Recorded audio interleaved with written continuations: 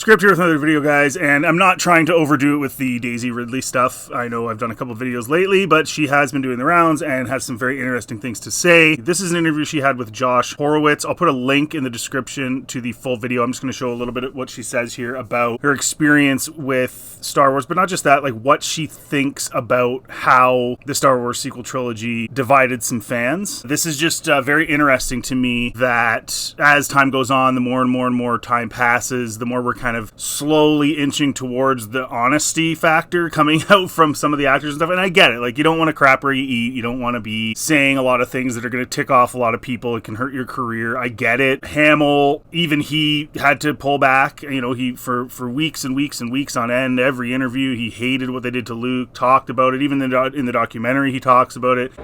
And if you think you're going to go into the movie and recapture your childhood, you're setting yourself up for disappointment. He had a lot to say. A lot of them had a lot to say. Again, my Tragedy of the Sequels video, I have a whole pile of interviews from all the actors, but this is interesting because this gets to really the heart of the issue. So let's just listen to what she says here, and I'll comment on it here. We never really had a little postmortem on Rise of Skywalker, so if you'll indulge me. Sure.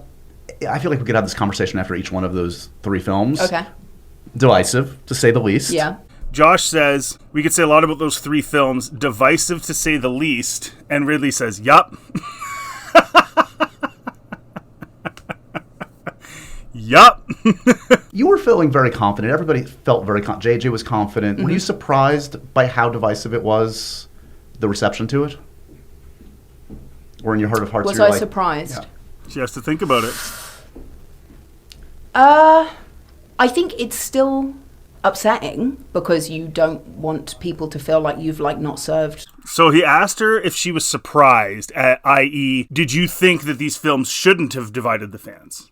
Is essentially the question. And she couldn't answer. She couldn't say, yeah, I can see why. So then she changed the subject to something else. Upsetting because you don't want people to feel like you've not served the thing that they're a fan of. But Ryan's one was so divisive. You think? So Ryan's one was so divisive. And I like how they don't even say the title of the movie. They just say the director's names, like JJ's one and Ryan's one. And then just forget they even exist. Oh. Yeah, so it really felt like the first one was fairly, everyone was responsive in a similar way. This works, thank God. Yeah. How did it happen? And then Ryan's one, super divisive.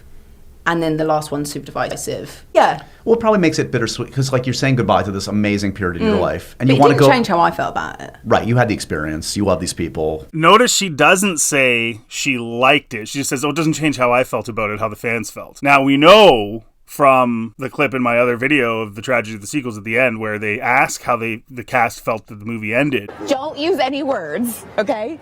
Just facial expression. Okay. What was your reaction to the end of the movie? But don't use words, okay? I'm going to count you in and do it all at the same time. 3, 2, 1.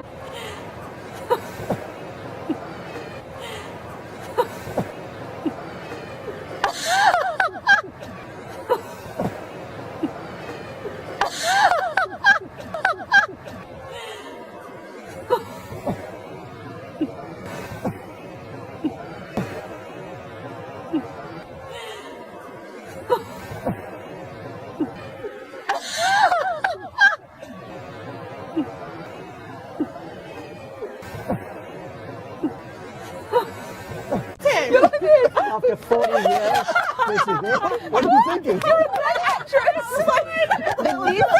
After 40 years, this is what you do? So they all knew, the actors all know that it is divisive, and they know why it's divisive. I had 5 people come up to me and go, are they going to do any more with you? And it was really strange, in the sort of 6 to 8 months before that, the way with which I was being greeted by people's response to it was quite different than it had been. Right. And I think just time had passed and it didn't feel so immediate. It was, yeah.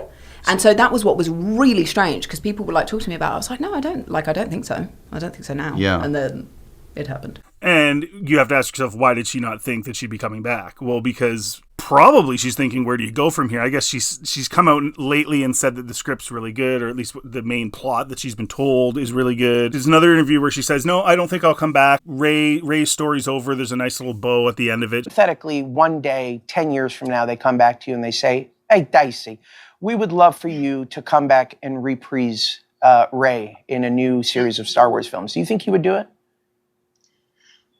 I mean, the world is a crazy place right now. 10 years seems an awfully long way away. I'd say never, but to me, Rise of Skywalker was tie up with a bow. So I think she saw it the way a lot of fans saw it, which was, this was really divisive. This wasn't very good. There's really nowhere to go now. So this isn't going to happen. But, you know, money talks. When somebody offers you $12 million, which is what was reported, you're going to do it. I mean, I can't blame her. I mean, I can't. How do you say no to that? Nearly started like crying my eyes out because it really felt like goodbye. Yeah. And then I did such an embarrassing rap speech.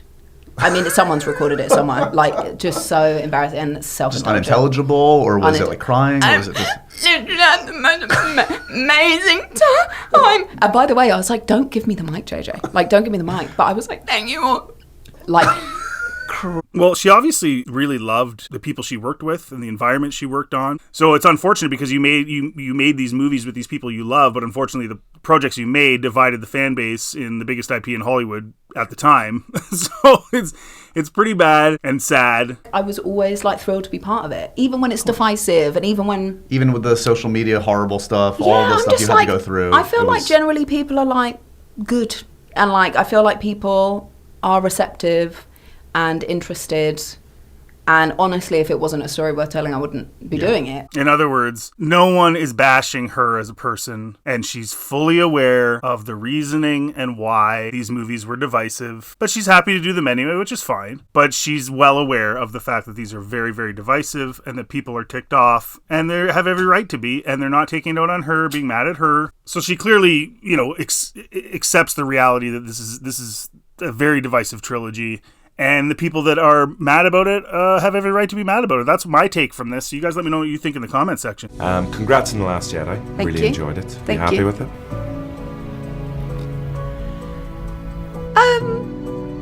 Sure. Yeah. Now, I will also add that her saying that this script is good doesn't necessarily mean it's good. Just so we're all aware. It's like a fun direction. Because Daisy thinks that they're coming up with some great idea for Rey. I don't think there's anywhere to go with Rey. And even The Force Awakens was not very good at all. Even though, you know, earlier in the interview, they talked about how it was fine and da-da-da-da. It sucked. It had huge problems, including her doing mind tricks and all the other stuff. We all know. And then they made up a dyad 5 years later so that, you know, it would explain the nonsense of JJ's first installment. She's also saying that, oh, it's a great idea. It's going to be a great script. Stephen Knight's writing it. It's not done.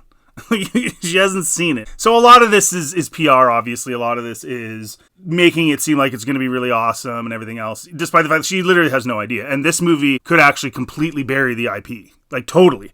Because they take it in some weird direction that is not really Star Wars, which is what they've been doing, and they continue down that road, down hard on that road. This could be it. This could be the final nail in the coffin. They've lost half their fan base already, so if they lose another 25%, Star Wars is done. So she doesn't know. She's just saying the right thing, saying the nice things. But that wasn't the main idea of the video. The video was about her saying how divisive those movies were, especially Ryan's, and it was. Fans, just accept it. Like, stop pretending that those were really good movies that everybody loved, because they weren't. They were terrible movies that most people hated, including the actors. They did their jobs, they got paid. I don't blame her at all for coming back, no matter what that script is, because she got paid like $300,000 or something for the sequel trilogy. So if I'm her, I'm looking at it going like, wait a minute, I had the most screen time by a landslide. I think she had over 40 minutes in The Rise of Skywalker, maybe even more than that. And I got paid the least. Me and John got paid the least, and we were on screen all the time. So maybe she's thinking, hey man, I earned that money, give me my money. And I don't blame her at all. To me, that's perfectly fine. But don't act like this is going to be good, because it's probably going to suck really bad. There's nowhere to go with Rey. You tell me in the comment section what you think. I mean, she's so powerful. There's no threat. There's nothing that could ever make me think there's tension. So I guess we'll see what happens, but it's going to be a fun ride to watch. If it burns, it's going to be a fun thing to watch burn. You guys let me know in the comment section what you think. And as usual, if you like this content, please like, subscribe. It really helps the channel. And check out any of my other videos, Star Wars and otherwise, on my channel. And have yourselves a really good day. Mark's here to tell us what's happening with Force for Change in 2016. Mark? Oh, I'm sorry, I have dialogue? Yeah. I'm used to just staring intensely.